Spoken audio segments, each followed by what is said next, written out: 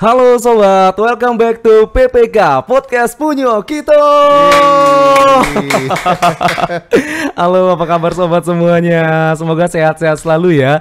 Tapi ngomongin masalah kesehatan, waduh, ini kita agak sedikit medis ya, karena kita sudah mengundang seorang dokter nih sobat, yang nanti juga akan sharing bersama kita. Dan langsung saja saya perkenalkan tamu yang kita hadirkan di podcast hari ini adalah Dokter Spesialis THT BKL ya, Dokter Herdiansyah. Halo dokter. Halo, selamat pagi. Ya. Selamat pagi menjelang sore, tiba-tiba malam.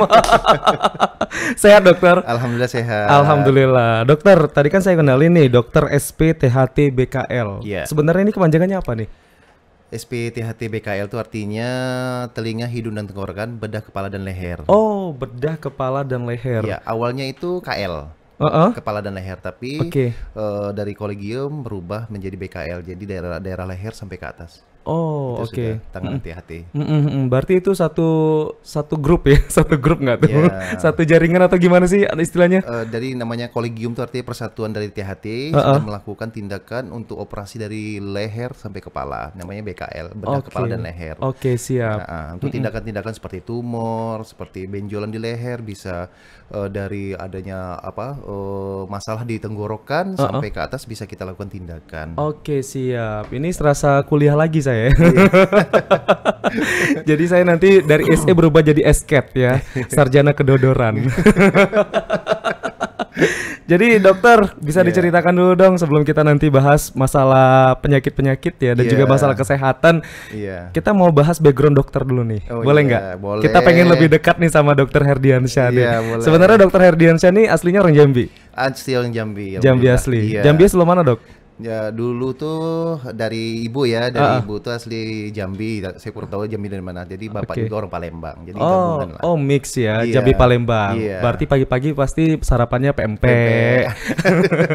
Makan siangnya mie celor. Makan malamnya tekwan. Pasti nih. Bisa jadi. Keren. Jadi dapat nutrisi ikan sehingga dokternya pinter. Alhamdulillah. Jadi dokter. Oke, mix Jambi Palembang. Iya. Berarti dari kecil di Jambi atau dari lahir saya di Jambi sampai besar, sampai kuliah dan sampai spesialis juga di Jambi. Oke. Nah, dokter ceritain dong bagaimana dokter bisa mendapatkan gelar sebagai dokter THT. Oh iya. Pasti panjang banget ya ceritanya ya. Ya sebenarnya ceritanya panjang banget, tapi kita ringkas saja ya. Oke, siap. Ya awalnya saya dulu sekolahnya di SD Jambi, yaitu di SD Adeksa, kemudian SMP-nya SMP 14, kemudian SMA-nya SMA 5. Orang Kota Baru. SMA-nya Telanai pindah. Jadi SMA 5 dan kuliahnya di Lampung, Malahayati. Kemudian ngambil spesialisasinya di Undip. Universitas Diponegoro Semarang. Oke, siap. Ngambil spesialisnya di sana ya. Iya. Ya lumayan panjang perjalanan sekolahnya.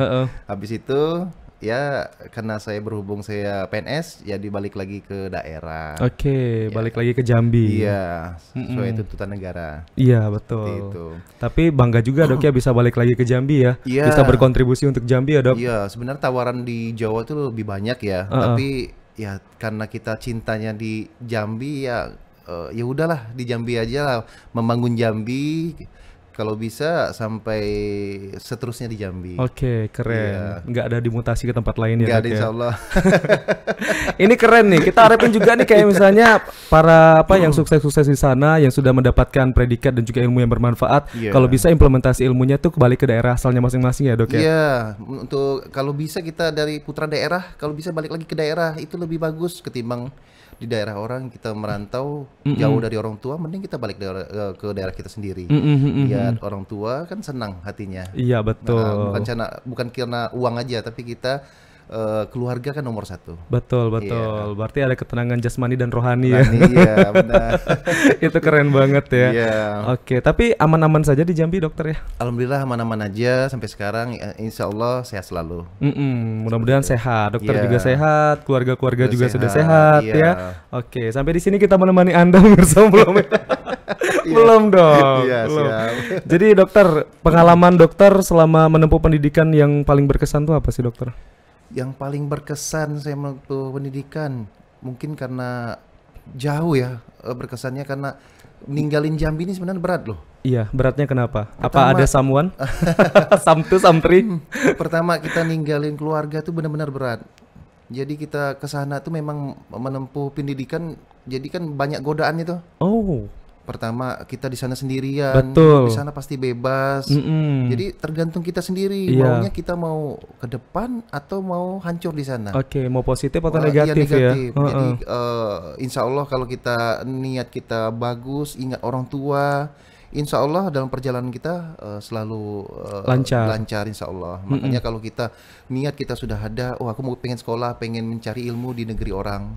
Nah sampai situ kalau bisa sudah selesai dapat kontribusi balik lagi ke daerah. Itu senangnya bukan main. Jadi Oke. naikkan nama keluarga dengan teman-teman juga. Jadi enak juga. Seperti itu. Balik-balik ke niat ya dok Iya, ya. niat balik Ketika lagi. mungkin kita sudah mengorbankan tenaga, waktu dan juga pikiran kita, Iya. ya kita memang benar-benar diniatkannya untuk apa? Kalau Iya, misalnya benar. untuk hal yang sia-sia, Sia-sia. takutnya nanti bakal hancur ya dokter ya. Iya, jadi kita harus tekad dulu mau ke luar tuh gimana, pengennya maunya apa. Jadi kalau memang tekad kuat, insya Allah kita berjalan lancar dan insya Allah sukses. Seperti itu. Amin, amin, Nah, amin. itulah pengalaman saya yang berkesan. Heeh. Jadi dengan niat tuh harus benar-benar pekerjaan tuh harus benar-benar serius. Betul. Jadi jangan cuma sekedar aja. Harus sungguh-sungguh ya dokter ya. Sungguh-sungguh, Nggak iya boleh benar. setengah-setengah. Setengah-setengah. Kayak ngisi bensin ya. Ngisi bensinnya setengah-setengah sampai setengah jalan habis bensinnya. Iya, sama seperti pena kan kita tulis lama-lama habis. Betul. Kan nggak seperti itu. Kalau Betul. bisa kita selamanya. Satu lagi dokter sama Iya. kayak ngisi kuota. Ya benar. Ini nggak habis ya. Iya, ngisi kuotanya cuma setengah giga ya. Cepat habis, baru nonton YouTube langsung buffering. Iya benar. Itu, ini pesan dari dokter Herdiansyah ya. Jadi harus Iya. sungguh-sungguh belajar. Memang benar-benar harus belajar dan juga apa ya, sudah mendedikasikan diri untuk satu bidang yang memang harus dituju gitu dokter ya. Iya benar. Jangan nggak konsisten. Konsisten. Berarti Ya. dokter dari awal emang udah konsisten pengen jadi dokter. Iya, dari awal memang tekad sudah masuk ke dokteran. Awalnya bayangannya nggak ada. Oh, Tapi lama-lama kita jalanin, lama-lama enak. Oh seperti ini, seperti ini. Awalnya sih ya nggak tahu ya. Tapi karena pengen tekad harus selesai, harus sukses. Pulang ke Jambi dengan rasa bangga gitu. Nah itulah tujuannya. nah itu apa tuh yang memberikan dokter semangat waktu itu? Karena kan dokter posisinya sendiri ya di Lampung, Iya, benar. nggak ada siapa-siapa, keluarga-keluarga di Jambi. Iya. Nah siapa tuh yang memberikan energi lah buat dokter supaya dokter tuh tetap harus fokus untuk menyelesaikan iya. pendidikan ini dokter? Iya, ini mungkin saya cerita dikit ya. Mungkin karena ngelihat keluarga saya sih. Keluarga saya kan orangnya biasa-biasa aja, Oke. bukan orang yang masuk kemampuan sih adalah tapi sedikit. Jadi kita ngelihat orang tua, membayangi orang tua kalau kita gagal, pasti orang tua kecewa. Nah, saya nggak mau seperti itu. Saya pengennya orang tua tuh senyum dengan kita, bangga. Nah, seperti itu. Kalau sudah ada tekad bulat di hati kita seperti itu, insya Allah pasti lancar. Oke. Iya. Tapi kalau kita memang pengen awalnya pengen bebas, pengen main-main, ya susah kalau mau jadi berhasil seperti itu. Nah, jadi tekad, intinya tekad. Iya betul. Iya. Apalagi tadi dokter juga bilang memang godaan banyak ya dokter ya. Iya, benar. Tapi sebisa mungkin diri kita yang memang harus apa ya, tegar untuk menghadapi godaan tadi ya dokter. Benar, banyak teman-teman kesana kesini. Waduh, kalau kita ngikutin mereka ya capek juga kita. Ya pengalaman gitu. Iya Oh, betul. iya. Karena biasanya kalau masa-masa muda, masa muda. Kan sekarang masih muda nih. Iya masih muda. Ya termasuk masih muda lah. Iya, kita mendustakan usia sebenarnya masih dokter ya. Sebenarnya saya sama dokter nih nggak jauh beda loh, sobat ya untuk umurnya ya. Kalau dokter kan umurnya segitu ya. Segitu Kalau aja. saya umurnya segitu. ya. Iya benar. Kalau ada yang mau tahu umur kita berdua silakan chat di bawah di atas ini ya, ada nomor WA-nya. Iya. Tapi dokter, Iya. sebagai seorang dokter tuh kan nggak mesti harus serius ya. Karena Iya. walaupun memang basic keilmuannya itu serius banget ya. Benar. Tapi bagaimana sih sebisa mungkin seorang dokter tuh ya balik-balik lagi kan nanti kan memberikan pelayanan lagi kan kepada masyarakat ya, yang memang harus ramah, yang Iya. memang harus humble dan lain sebagainya. Nah, itu gimana untuk menyikapinya dokter supaya walaupun kita ini punya apa ya keilmuan yang serius, tapi di masyarakat kita tetap harus yang boleh serius, boleh yang agak sedikit dilenturkan seriusannya gitu dokter. Iya. Jadi gini ya, kalau menghadapi seorang pasien, itu jangan kita anggap sebagai pasien, anggap sebagai keluarga. Oh. Pertama, oh ini keluarga. Jadi kita benar-benar serius menanggapinya. tapi kita juga respon dia bagaimana. Misalnya kan ada pasien yang pengen curhat, Betul. kita dengerin. Jadi jangan cuma sekedar, oh ya Bu, ini kasih obatnya selesai. Nggak mau saya seperti itu.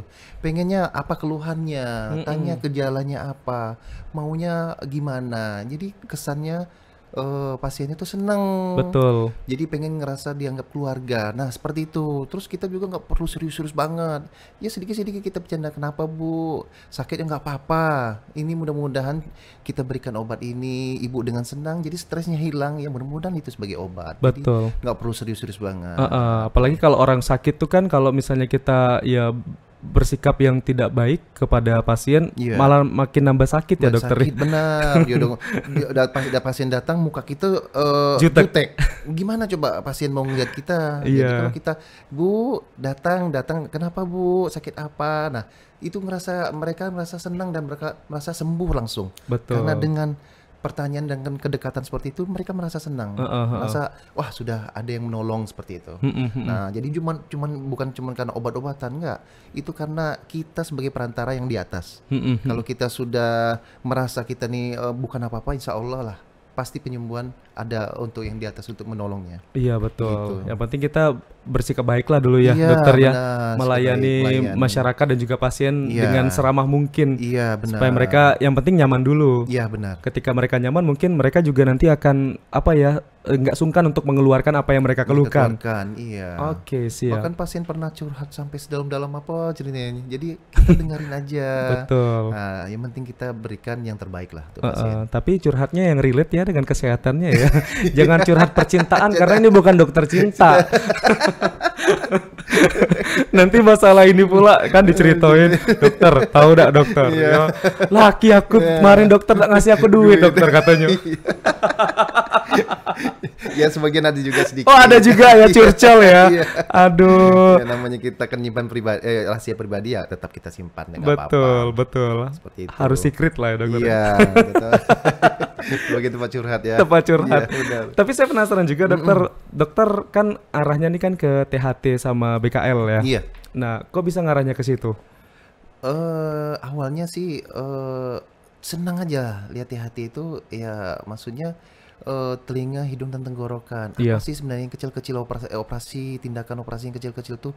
Jadi seru aja. Jadi saya lihat tuh kok banyak pasiennya, lebih banyak dari pasien yang lain. Oh. Karena komplikasinya banyak. Misalnya hidung. Pasien datang dengan hidung tersumbat. Nah, bisa kita mengasumsikan, oh benar ini mungkin infeksi, apakah ini tumor, apakah benda asing yang masuk, bisa. Dari tenggorokan, kebanyakan anak-anak sakit tenggorokan rupanya tiba-tiba demam. Saya lihat itu rupanya amandel. Oh. Nah, kemudian telinga. Banyak orang dewasa yang dok, telinga saya kok banyak tuh dok, kurang dengar. Oh banyak banget dok. Di sini juga ada dok soalnya dok. Iya. itu banyak problematiknya di dunia THT. Jadi saya insya Allah bangga lah dengan THT telinga, hidung dan tenggorokan. Dan untuk penanganannya insya Allah lah kita berikan yang sebaik mungkin untuk pasien. Seperti itu. Dan paling sering ditemui juga ya. Iya. Untuk keluhan-keluhan telinga, tenggorokan dan juga hidung. Banyak banget. Apalagi kalau musim hujan dok ya. Satu lagi dok selain musim hujan. Musim tanggal tua. Itu paling sering dok. Iya benar. Tiba-tiba nih ada karyawan tuh tanggal tua, tiba-tiba agak sedikit nggak denger dok. Ternyata sering dimarahin istri. Masuk kantor dimarahin bos. Iya, pas di kantor dimarahin bos karena kerjaannya molor. Dokter tahu kan siapa dokter? Lihat aja yang ketawa di ruangan ini siapa dokter. Itulah orangnya dokter. Iya. Ketawa semua berarti ngerasain semua. Benar.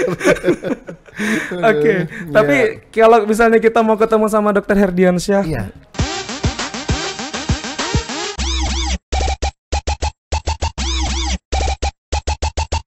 kita boleh kasih dokter boleh kasih tahu dong di mana aja tugasnya. Oh iya, saya kebetulan tugasnya PNS-nya di Muara Jambi, rumah sakit negeri di sana. Oke, siap. Kemudian saya prakteknya di Rumah Sakit Bayangkara dan di Rumah Sakit Baitur Rahim di Jambi. Oke. Jadi kalau misalnya sobat mau ketemu sama dokter, tadi tuh ada 3 tempat ya. Iya. Warga Muara Jambi silakan ke Rumah Sakit pemerintah di sana. Iya. Nah, kalau yang di Kota Jambi itu ada di Baitur Rahim sama di Bayangkara. Bayangkara, iya. Nah, itu waktunya kapan aja, Dok? Kalau di Bayangkara jam 1 sampai jam 3. Oke. Kalau Rumah Sakit Baitur Rahim dari jam 5 sampai jam 7. Mm-mm. Nah, insya Allah saya ada di sana terus. Kalau yang di sono? Yang Muara di Jambi? Muara Jambi dari pagi. Dari pagi. Iya. Oh. Dari pagi sampai jam 2. Tuh, yang mau bawain sarapan pagi-pagi ke Muara Jambi. Ya. Kalau mau yang bawain makan siang tadi kemana? Bayangkara. Bayangkara. Bayangkara. jam 1. Yang mau bawain makan malam ke Baitur Rahim. Baitur Rahim. Datang aja di Baitur Rahim Iya. atau Bayangkara, saya ada di sana. Betul. Bisa konsultasi dengan saya nanti di sana. Tadi ada Iya. yang keluhan-keluhan tadi yang orang-orang kantor ya. Jangan lupa ya. Tergantung waktu sebenarnya dokternya. Bisa di sini juga bisa. Oh, di sini juga bisa ya, Iya, dokter ya. di sini juga bisa. Di sini juga bisa nanti amandalnya di amplas. Biar mengikis. Tapi dokter sering ketemu pasien yang beragam ya, dokter ya. Mulai Banyak ada pasien yang galak, terus Iya. juga mungkin ada pasien yang acuh tak acuh. Iya, Nah, banyak. tapi bisa ceritain dokter bagaimana karakteristik dari pasien-pasien yang dokter temuin? Iya, selama yang saya temuin selama saya jadi dokter, banyak macam ragam ketemunya. Pertama, ada pasien yang datang merasa telinganya sering Tersumbat, nggak dengar. sering berdengung. Oh, Tapi biasa ada yang nyebut tuh kalau berdengung, dokter. Sebelah kiri, sebelah kanan. Iya. Kalau sebelah kanan kabar baik, nah ya. Kalau sebelah kiri kabarnya agak jelek nih. Jadi kadang-kadang dia cerita, kenapa telinga saya kok bisa ini dok. Lama-lama jadi curhat malah jadinya. Oh, curhat. Iya, rupanya kadang-kadang ya pasien mungkin karena kepribadiannya ada masalah. Jadi bisa aja dia datang ke sini cuma untuk mengatakan keluhan biasa. Oh. Sebenarnya itu kurang dengar, sering berdengung itu karena kotorannya aja. Oh. Nah, makin hari dia datang, sering konsul, sering cerita semua. Jadi nggak, ya tetap kita layani seperti itu. Jadi telinganya kan hari pertama berdengung, Berdengung. hari kedua berdengung. Pas diperiksa di dalam lagi ada orang organan. Bisa jadi ya. Iya. Organnya sebelah kiri, biduannya sebelah kanan. Sudah saya bersihkan, sudah enak, sudah dengar, malah saya sudah komunikasi dengan dia sudah enak sudah. Tapi dia datang terus. Tetap datang ya. Karena apa? Dia sudah ngerasa kayak dokter ini nyaman. Sudah enak kayaknya, bisa konsultasi dengan enak, dengan nyaman. Ya, seperti itu banyak yang datang dengan saya.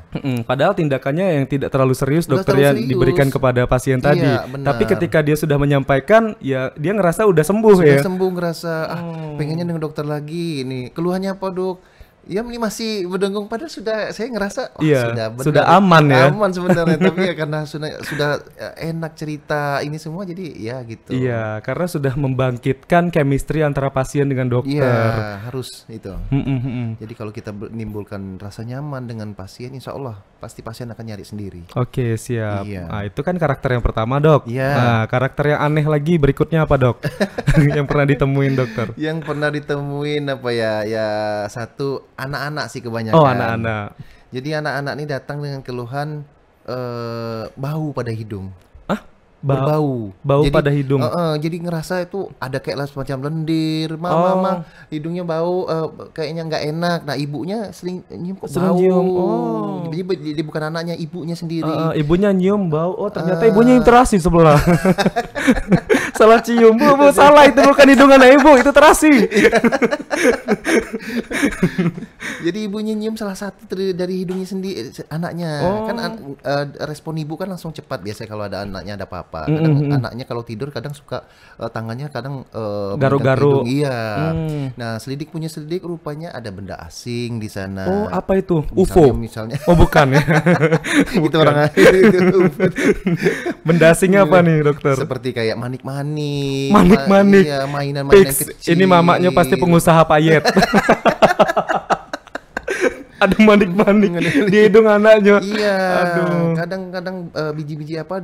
Biji ketumbar. Iya, anak-anak tuh kadang suka masukin. Aduh. Kadang yang seperti kacang polong itu yang kecil Iya, itu. betul. Dia sering main dimasukin karena Oh. pengen tahu. Lama-lama masukkan.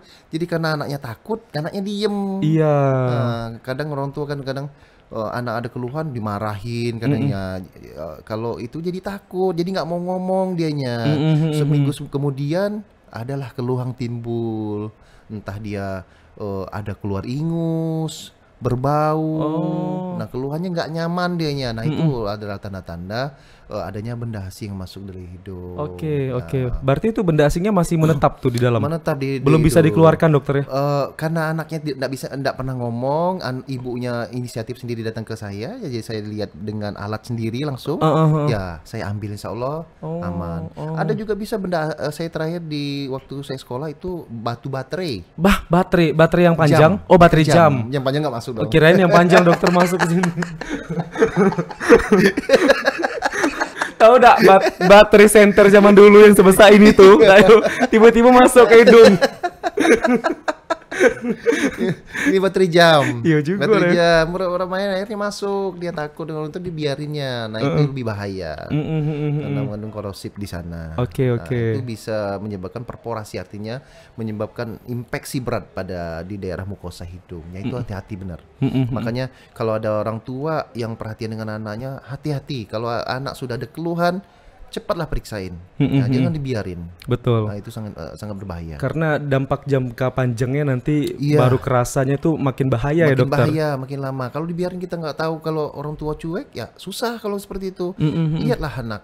Apalagi anak-anak yang umur-umur ya 2 tahun, 3 tahun itu lagi aktif-aktifnya, sampai 5 tahun aktif-aktifnya, pengen tahu. Iya betul. Nah, kadang main-main dengan teman-teman, masukin karena takut dengar orang tuanya nggak berani ngomong.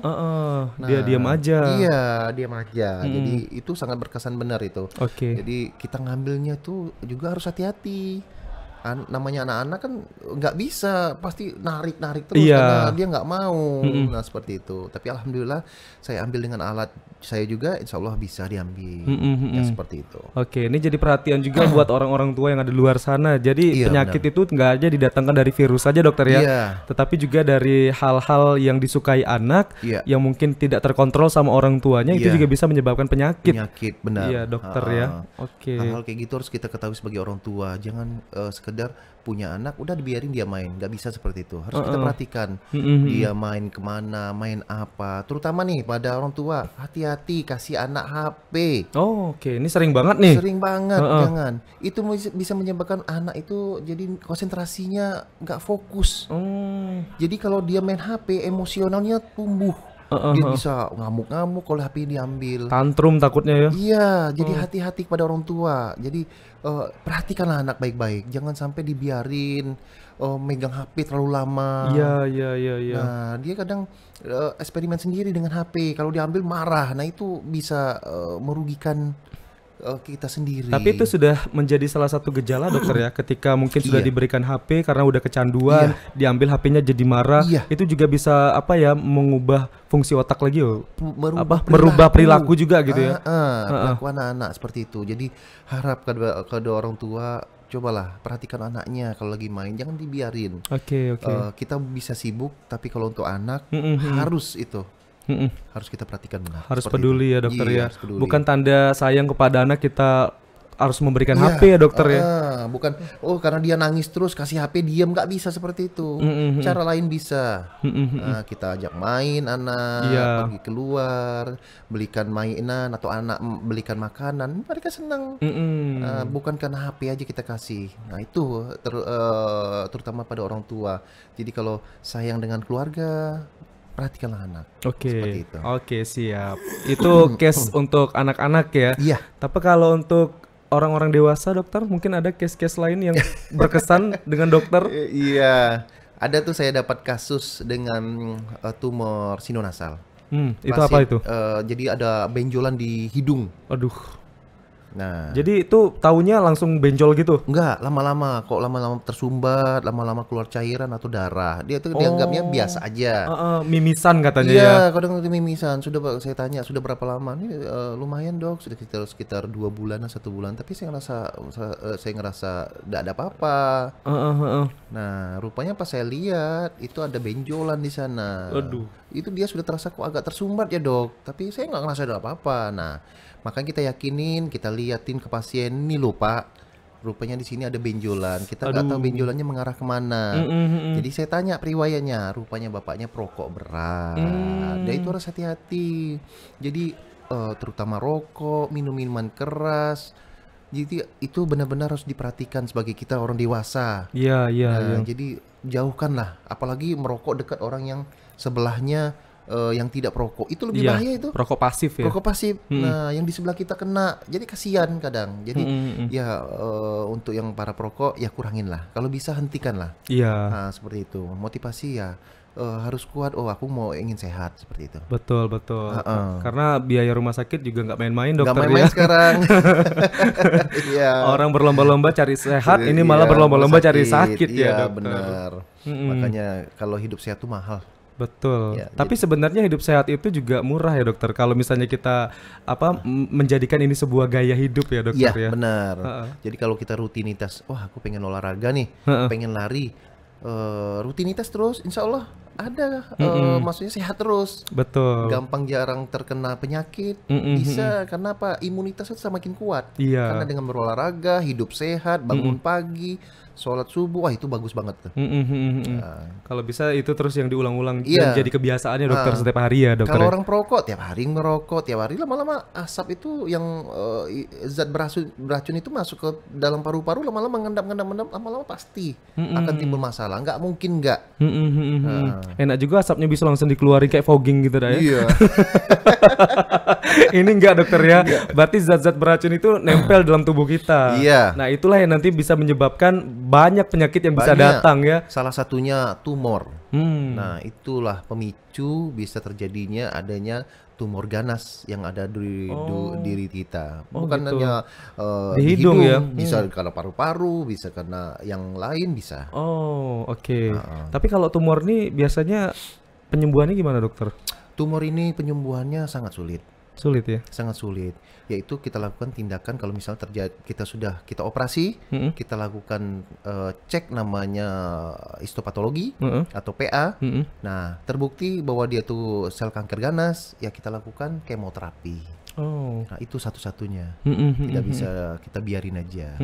Jadi proses untuk penyembuhannya dengan lakukan bahwa sudah ada hasil PA mengatakan tumor ini ganas, kita lakukan kemo radiasi Oke. secepatnya. Jadi gawat ya kalau Iya. misalnya udah terdeteksi tumor ya. Iya. Aduh, dari sekarang nih sobat nih harus hidup Iya. sehat ya. Iya. Jangan benar. lagi dengan kebiasaan-kebiasaan yang tidak baik itu ditinggalkan ya dokter. Iya, benar. Kalau kadang kalau udah dinyatakan sudah tumor itu kadang itu kita tuh bikin stres loh. Betul. Nah, itulah yang bikin kita drop malah ya Drop dokter. malah seperti itu. Wah, aku menyatakan sakit ini. Karena kemungkinannya pasti banyak, bercabang pikiran kita Iya. jadinya kan. Wah, apakah kita ini ada apa? Kita ini bisa mati apa gimana? Kadang orang stres itu lebih cepat kenanya. Jadi bukan penyakit aja, stres itu lebih bahaya loh. Jadi bisa meningkatkan risikonya terjadi risiko yang tinggi itu akibat stres. Oke. Jadi bukan sakit aja. Seperti itu. Itu bahaya banget ya dokter ya. Psikis nomor satu psikis. Jadi harus hati-hati. Nah, jadi misalnya nggak ada uang, kepikiran, itu bisa juga jadi stres itu lama-lama. Betul. Jadi mau enjoy aja lah. Nggak perlu nggak ada duit, kepikiran nggak usah seperti itu, santai aja. Kalau teman saya tuh dok, kalau nggak ada duit dia rambutnya rontok Rontok satu-satu. semua. Satu-satu dokter. Satu-satu. Tergantung tanggal. Kalau tanggal 1 nggak ada duitnya satu lembar, satu helai yang rontok. Sampai tanggal ke-30 dokter 30 helai rontok. Gak kebayangkan dokter kalau setahun nggak punya duit dokter ya. Botak semua ya. Rontok semua. Oke dokter, selanjutnya saya Iya. juga penasaran nih. Biasanya untuk penyakit-penyakit yang biasa dokter temui ya, Iya. selain yang tadi dokter sebutkan, Iya. mungkin yang selama ini kita anggap sepele, tapi Iya. ternyata itu berbahaya.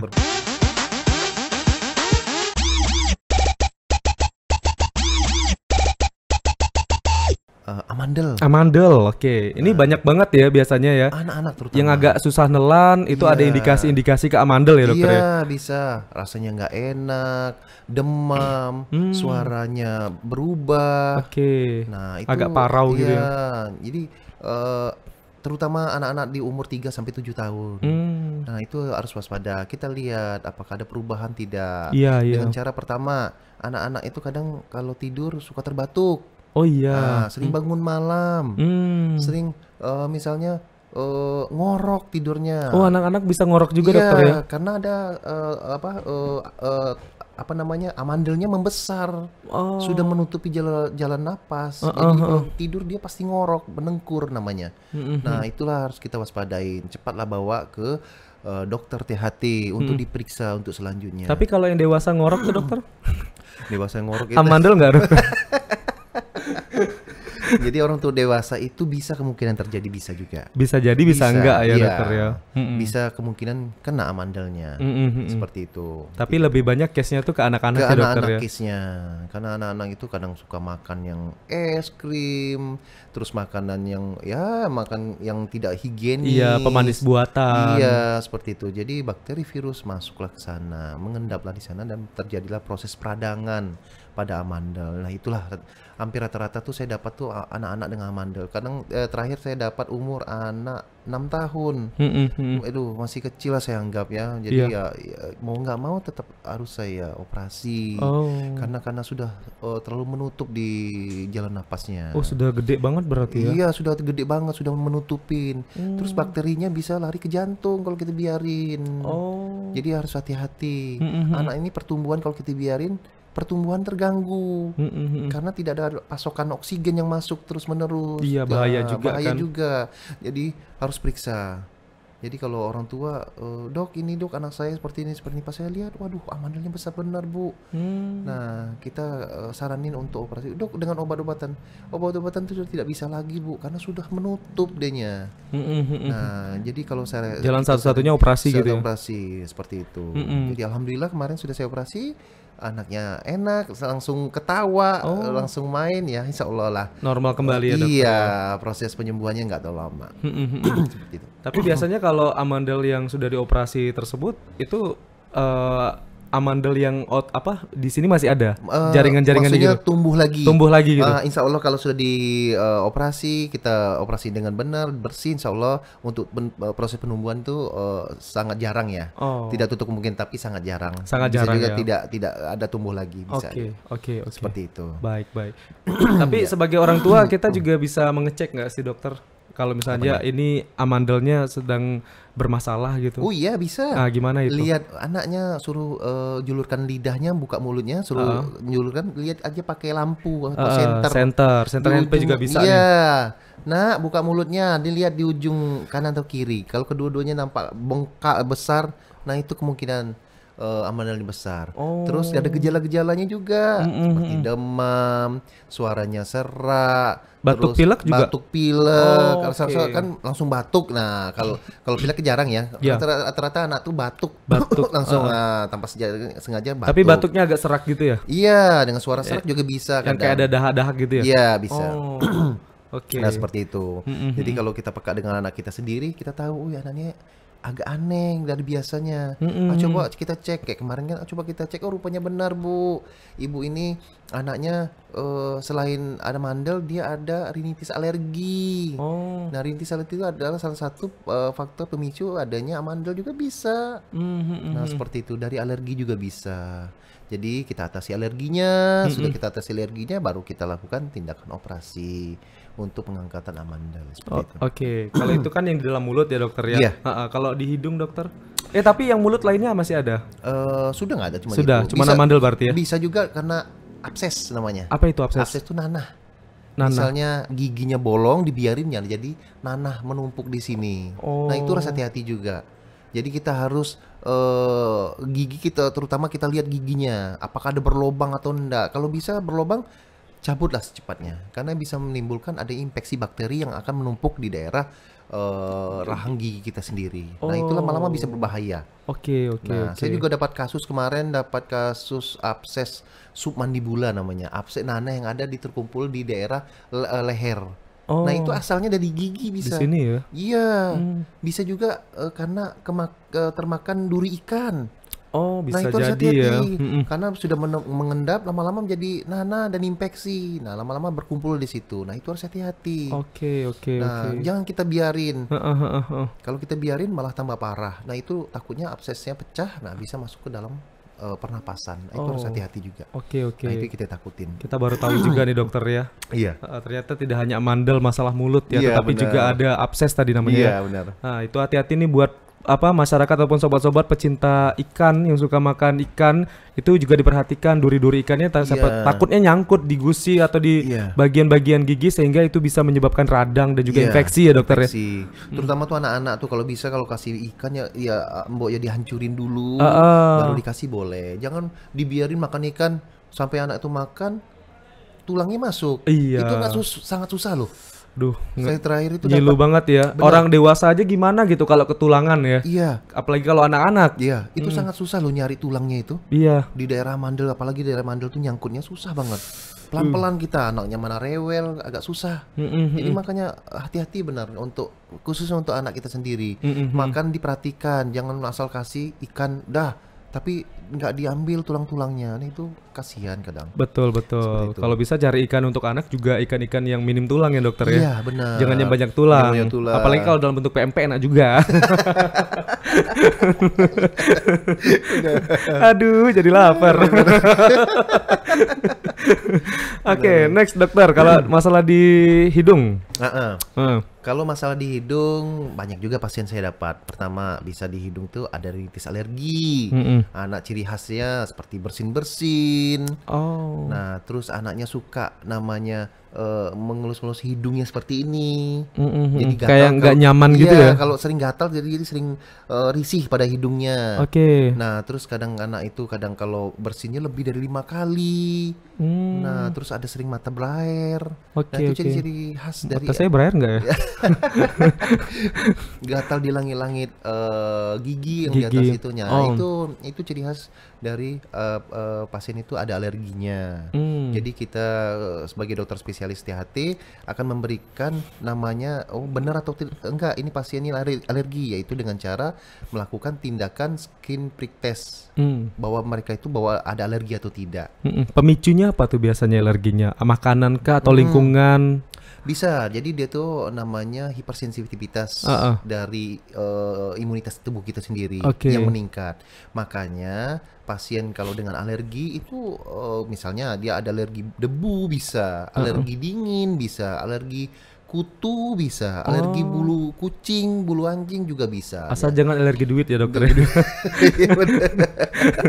Iya. Bahaya tuh. Ya, pada kebanyakan saya dapat pasien alergi juga bisa. Pasien dengan sinusitis juga banyak banget. Sinus banyak juga ya. Sinus banyak banget. Ya, awalnya cuma ingus-ingus biasa, lama-lama jadi nggak nyaman, hidung tersumbat, sakit kepala. Nah, pas diperiksa dengan MSCT scan kelihatan banget di sini banyak sinus. Nah, sinus ada Di bagian di sini berarti dokter. iya, ada sinus ada 4. Ada di daerah frontal, di atas kepala, ada di Oke, daerah siap. ethmoid di daerah belakang mata ini Oh, di atau di sini. belakang daerah mata ini atau di belakang mata, ada juga daerah sinus namanya maxillaris. Oh. Maxillaris itu di daerah pipi. Oke, Nah, oke, itu oke. sinusnya banyak penuh dalam bentuk cairan. Hmm. Nah, itu harus kita keluarkan kalau sudah terlalu penuh dan mengganggu aktivitas itu harus kita Dikeluarin ya? dikeluarkan cairannya. Itu cairannya bentuknya putih gitu dokter. putih ya. Oke, itu proses pengeluarannya gimana? Operasi atau gimana? Jadi kalau sudah sangat mengganggu, hidungnya sering mampet, sangat mengganggu, sakit kepala itu sangat mengganggu, harus kita lakukan tindakan operasi. Oke. Jadi sinusitis itu bukan kita anggap main-main juga, ini harus kita anggap serius. Jadi kita lakukan pemeriksaan pertama, kita endoskopi, kelihatan cairan putih yang keluar dari Iya, situ iya, atau iya. polip. Nah, baru kita MSCT scan, baru kita rencanakan edukasi ke pasien bahwa ini harus dilakukan tindakan operasi untuk mengeluarkan yang mengeluarkan cairan Cairan dari putih tadi ya? iya, di daerah sinusnya seperti Oke, itu. oke. Mungkin insya Allah sudah kita lakukan operasi dengan baik dan benar, insya Allah infeksi daerah sinusnya mereda. Dihempaskan ya cairan-cairan Iya. putihnya tadi ya dokter. Iya. Tapi memang banyak dokter ya kalau untuk case sinus juga ya. Banyak banget. Heeh. Saya terakhir operasi sinus, insya Allah alhamdulillah sudah nggak ada keluhan lagi. Itu salah satu tandanya juga ketika mungkin terlalu dingin dia agak-agak kayak orang pilek gitu ya.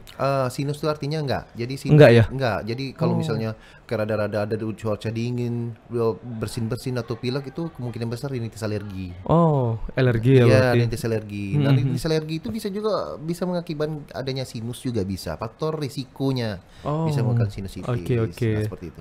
Tapi nggak bisa ditarik kesimpulan ketika orang lagi kedinginan, dia agak-agak Sinus. pilek gitu langsung dibilang kamu nih sinus nggak? Wah, belum tentu. Enggak ya. Karena bisa kemungkinan besar itu pasien dengan rinitis alergi. Karena kan banyak tuh masyarakat kan bilang ketika lagi dingin, oh sinus kamu nih, langsung ngejudge kayak gitu ya. Iya. Makanya ke dokter Herdiansyah dong, dicek dulu. Dicek dulu, jangan langsung ngejudge itu nggak bisa kita. Ini alergi atau sinus? Iya. Iya kan dokter ya. Jadi kita cek benar-benar, oh benar seperti ini, baru kita kasih tahu sesuai dengan keilmuan kita seperti itu. Oke. Jadi pasien tidak bisa kita judge, oh ini gini nggak bisa seperti Nggak itu. bisa. Harus benar-benar kita edukasi dan kita lakukan pengecekan untuk membuktikan bahwa itu benar penyakit atau tidak. Betul. Seperti Memang harus ada pembuktian medis, Iya, guys ya. benar. Nggak bisa langsung diterka-terka ya. Nggak bisa seperti itu. Nggak bisa langsung diprediksi-prediksi Iya, ya. benar. Udah kayak cuaca ya. Iya, benar. Selanjutnya dokter, tadi kan masalah alergi dan juga di sinus nih di bagian hidung. Nah, ini apalagi biasanya ditemui penyakit-penyakit yang ada di hidung ini dokter? Oh banyak, misalnya itu benda asing. Benda asing tadi ya. Terus kemungkinan tadi tumor bisa kemungkinan. Ya, kelainan dari anatomi hidung seperti ininya septum batang hidungnya bengkok. Nah, itu bisa. Itu bisa dilurusin. Bisa insya Allah diluruskan. Itu biasanya bengkok kenapa dok? Sering Banyak. joget ya? Atau apa? Kok bisa bengkok ya? Ya itu artinya jadi struktur anatominya bengkok tuh akibat pertama bisa karena kerang hidungnya yang membesar, jadi terdesak, jadi bisa bengkok. Kemungkinan bisa dari dia kecil sudah bengkok dari awal bisa. Oh, walaupun dari kecil masih bisa diperbaiki ya dokter? Ya dari kecil Diobati ya?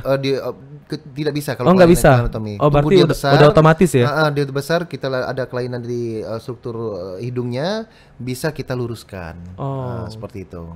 Jadi untuk kelainan-kelainan hidung bisa insya Allah kita lakukan tindakan dengan benar, insya Allah baik kepada pasien. Itu biasanya kalau ketika hidungnya bengkok gitu, apa keluhannya biasa dokter? Keluhan banyak, bisa hidung tersumbat karena kan kerang hidungnya membesar, jadi menutupi jalan napas. Jadi bisa hidung tersumbat, bisa juga karena dari gara-gara hidungnya terlalu bengkok, bisa juga mimisan karena mukosa hidung itu kan tipis. Lama-lama bisa menyentuh, jadi kita pegang sedikit aja lama-lama bisa Keluar darah. Seperti itu. Banyak. Tapi kalau case yang biasanya mimisan gitu, biasanya dari mana dok? Mimisan. Yang bukan gara-gara hidung bengkok ya, tapi banyak. memang benar-benar mimisan gitu, itu dari mana? Itu anak-anak kebanyakan. Jadi kalau anak-anak kan hidung kadang suka gatal. Jadi anaknya suka ngorek-ngorek hidung. Jadi mukosanya yang tipis itu bisa gampang berdarah.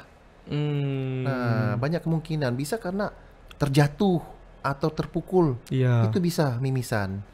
Bisa juga karena tumor yang ada di daerah nasofaring namanya. Nah, daerah saluran pernapasan bisa juga pada anak-anak. Jadi banyak kemungkinan tidak bisa kita lakukan mimisan karena ini tidak bisa. Jadi harus kita buktikan dulu baru bisa kita nyatakan itu penyakit atau tidak. Iya betul. Jadi bisa langsung dibawa ke dokter kalau ada keluhan-keluhan apapun Iya. ya dokter ya, Iya, supaya benar-benar. lebih pasti. Iya, benar. Dan juga bisa diantisipasi ketika ini memang benar-benar ada penyakit yang serius, ya pasti ada tindak lanjut ke depannya seperti Iya, apa. Iya, benar. Iya dokter. Banyak sih kalau untuk penyakit di hidung tuh lumayan banyak. Oke.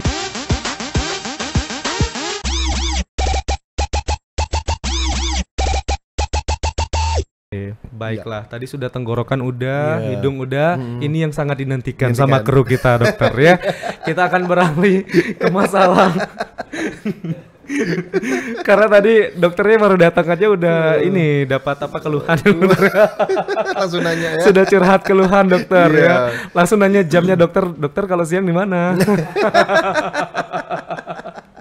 Iya. Nah sekarang telinga dokter. Iya. Ini gawat juga ya kalau misalnya telinga kita tersumbat, kita juga agak susah berkomunikasi sama orang ya dokter Iya. ya.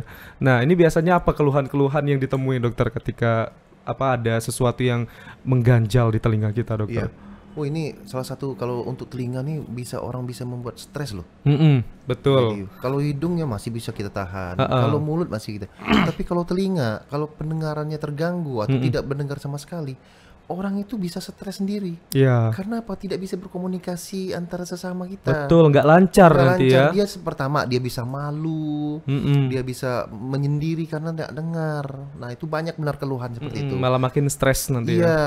Nah terutama itu pada orang-orang yang sudah tua. Pada orang tua tuh kebanyakan. Saya masih muda kok tuh, dok. Dokternya bilang masih tua, katanya. Dia matanya melotot ke saya, guys. Sebenarnya dokter nggak enak aja mau ngomongnya ke belakang gitu. Oke, ini untuk yang udah senior ya, berarti ya usia-usia yang udah senior ya. Sudah ya termasuk udah lebih dari 50-60 tahun lah. Oke. Nah kalau sudah seperti itu ada juga sarafnya yang terganggu, saraf pendengarannya. Nah kalau sudah saraf terganggu pendengarannya, sudah kita lakukan pemberian terapi tidak berhasil juga, terus kita lakukan namanya pemeriksaan audiometri untuk mengetahui tingkat keparahannya pada pendengarannya, baru kita lakukan adanya pemasangan alat bantu dengar. Nah itu harus, karena sudah kita buktikan dari gejalanya sudah kita dapatkan, kita tes dengan audiometri sudah didapatkan hasilnya apa, baru kita lakukan pemasangan alat bantu dengar. Iya. Tapi saya penasaran juga cara kerja dari alat bantu dengar tuh gimana sih dokter, yang kayak headset gitu ya? Iya kecil kecil itu. Ya. Iya. Itu cara kerjanya gimana sih dokter? Untuk cara kerjanya ya pertama kita sesuaikan dari hasil yang namanya audiometri, audiotimpanometri namanya. Nah sudah ada hasil, nanti dari alat yang pemegang alat nanti disetting tingkat keparahannya, baru kita taruh di telinga, baru untuk kita komunikasi dites dengan jarak seberapa, jadi nanti baru bisa ketahuan sudah pas settingannya. Seperti itu. Berarti nah, itu yang setting berarti dokternya? Enggak, dari yang punya alat. Oh, yang punya alat. Ya, settingnya. Kita juga bisa sih, tapi kan lebih fairnya kan mereka yang lebih tahu alatnya. Nanti mereka settingnya. Kita kan membuktikan dengan namanya kertasnya ada audio timpanometri. Nah, udah tahu nilainya. Ambang dengarnya sedang atau parah atau berat. Nah, nanti dia yang sendiri yang nyetingnya. Sama kayak resep lah ya dokter ya. Iya, benar. Diberikan ya. Iya. Seperti itu berarti cara kerjanya ya.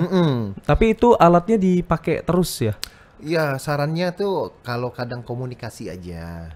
Tapi kalau pada saat istirahat ya dicabut. Jadi juga nggak bagus juga terus-terusan pakai itu. Lama-lama kan namanya benda asing kan masuk ke telinga, lama-lama jadi kotoran.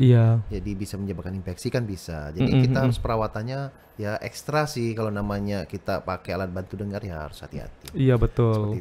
Dan perawatan dari alat tadi juga memang harus diperhatikan juga kebersihannya dokter ya. Takutnya nanti juga malah ada virus-virus atau bakteri lain masuk lagi ke telinga kita. Iya benar. Dan bukan karena kurang pendengaran, cuman sarafnya aja kena, bisa karena adanya benda asing seperti mainan juga bisa masuk, nggak bisa dengar, bisa aja ke kotoran yang ada yang sudah menumpuk, bisa juga kurang dengar. Jadi bukan itu aja. Kemarin saya terakhir dapat pasien dengan gendang telinga yang sudah robek. Itu kenapa dokter, kok bisa sampai robek? Iya, bisa karena infeksi, bisa karena benturan, terpukul pada saat olahraga bisa juga. Nah itu bisa menyebabkan perforasi membran timpani namanya, gendang telinga, bisa menyebabkan robekan pada gendang telinga. Nah itu harus hati-hati juga, jadi pendengaran bisa berkurang. Jadi salah satunya kita berikan terapi seperti itu. Terapinya biasanya apa dokter? Ya obat-obatan dulu kita kasihkan. Jadi kalau nggak ada perkembangan, baru kita lakukan penutupan gendang telinga, namanya operasinya timpanoplasti. Jadi gendang telinganya kita tutup dengan metode-metode yang terbaru. Seperti itu. Biasanya kalau dokter selama bertugas gitu, tadi kan ada mengatakan ada benda-benda asing masuk ke telinga. Nah, biasa yang ditemuin tuh selain mainan anak-anak, apa lagi dokter? Banyak, misalnya kemarin serangga. Iya, jadi semut hitam atau yang gede itu. Iya, yang sakit itu masuk ke telinganya. Aduh. Jadi itu harus hati-hati. Jadi serangga itu bukan kita nggak main-main, karena kakinya itu tajam. Iya. Jadi begitu dia masuk tidak boleh langsung dikeluarkan. Karena takut kakinya tadi lengket ke gendang telinga bisa robek. Aduh. Jadi jangan sembarangan, begitu kita ketahuan masuk kita coba-coba tarik sendiri itu hati-hati.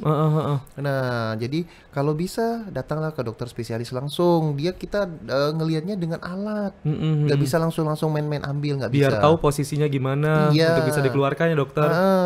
Jadi untuk penanganan sementara kalau bisa ya kita kasih kasih aja misalnya begitu kita kena ya kalau bisa ya minyak kayak minyak zaitun boleh untuk sementara. Dioleskan atau Bukan teteskan? ditetesin aja ke Oh, telinga untuk diteteskan. sementara ya. Heeh. Habis itu kalau mau mengeluarkan datang langsung ke spesialis di hati. Heeh, heeh. Itu penanganan sementara supaya bikin apa? Supaya hewannya itu mabok atau tidak sadar. Oh. Kalau dia beraksi terus lama-lama nanti dicakarnya gendang telinga lama-lama robek. Nah, jadi untuk penanganan awal itu kita kasih aja seperti minyak sayur juga boleh, nggak apa-apa, Iya. atau minyak yang berhubungan untuk Yang licin-licin lah ya. kalau kita saranin sih sebagai dokter itu biasa kita kasih minyak apa tuh teh itu apa Teh hijau, bukan teh hijau itu Thai tea, cempaka. bukan ya.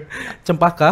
Apa tuh namanya kayak ngandung rokok itu tembakau Oh, namanya. tembakau. Oke, Air siap. tembakau Oh, air namanya. tembakau. Jadi tembakau itu kita kasih air, kita larutin baru kita Terus tetesin. ditetesin. Iya. Itu sangat bermanfaat untuk tujuannya untuk hewan itu supaya untuk menidurkan Pingsan ya? pingsan hewan itu supaya tidak bereaksi itu aja sih. Mm-mm. Nah, baru kita datang spesialis hati dan kita ambil secara perlahan-lahan. Oke, berarti penanganan pertamanya itu tadi ya, untuk meneteskan air tembakau atau tadi minyak zaitun Benar. dan juga minyak sayur juga bisa ya dokter Bisa, ya. iya.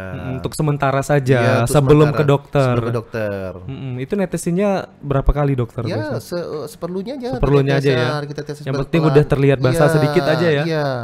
Jadi jangan langsung gitu langsung boleh sih nggak jadi masalah. Ya kalau dokternya ada. Kalau dokternya nggak ada kan repot dianya. Iya betul. Seperti itu. Jadi penanganan awal kalau dapat hewan yang masuk ke telinga, lintah, apa gimana, Aduh. bisa. Itu Bisa jadi dokternya kalau Iya. misalnya sering ke hutan, ya Ya, kan? bisa. Pacet, lintah itu kan Iya. bisa sering ditemuin. Iya. Tidur di hutan ya. Iya, saya dapat kemarin kasusnya itu yang semacam hewan malam itu yang sakit itu. Dia dari Kepinding. nggak tahu pokoknya yang Bukan. terbang gitu loh. Pokoknya yang kecil, masuk ke Laron, telinganya. laron bukan. Nah, mungkin. Laron ya. Dia datang dari perbatasan Palembang datang ke itu, periksa rupanya ada Aduh. hewannya lagi. Iya, masih hidup lagi. Hewannya di dalam coba lagi ngapain? Lagi baca koran. Lagi duduk nyantai hewannya, kakinya kayak gini, dah ya. Lagi santai ya. Udah sampai dokter belum ya? Agak jauh. Iya. Tapi itu case yang hewan terbesar pernah masuk ke dalam telinga ya dokter? Iya, jadi lumayan juga itu kita ambil. Lumayan. Bayanginnya aja nyilu guys ya. Ya. Gimana kalau kejadian? Iya, tapi yang paling berbahaya itu batu baterai. Batu Baterai jam. Baterai jam. Ya, Pernah tapi pernah. Itu anak-anak tuh kebanyakan. masuk ke telinga. Iya, dia bisa lengket loh. Lama-lama bisa menyebabkan nekrosisnya. Jadi kalau batu anak-anak, makanya balik lagi anak-anak hati-hati, apalagi dia suka main-main yang benar-benar asing kecil. Sengaja dia pengen tahu kadang. Dimasukinnya, kemasukan nggak bisa Iya. dikeluarin, lama-lama lengket. Aduh, namanya juga anak-anak ya dokter. Iya. Kita nggak bisa prediksi apa yang dia lakukan. Benar. Makanya hati-hati. Nah, itu sangat berbahaya. Jadi kalau sebagai orang tua perhatikanlah anak juga. Jadi kalau bermain sebentar perhatikan, habis itu udah seperti itu. Oke, dokter, kasih tips juga dong dokter cara membersihkan telinga. Oh iya. Heeh.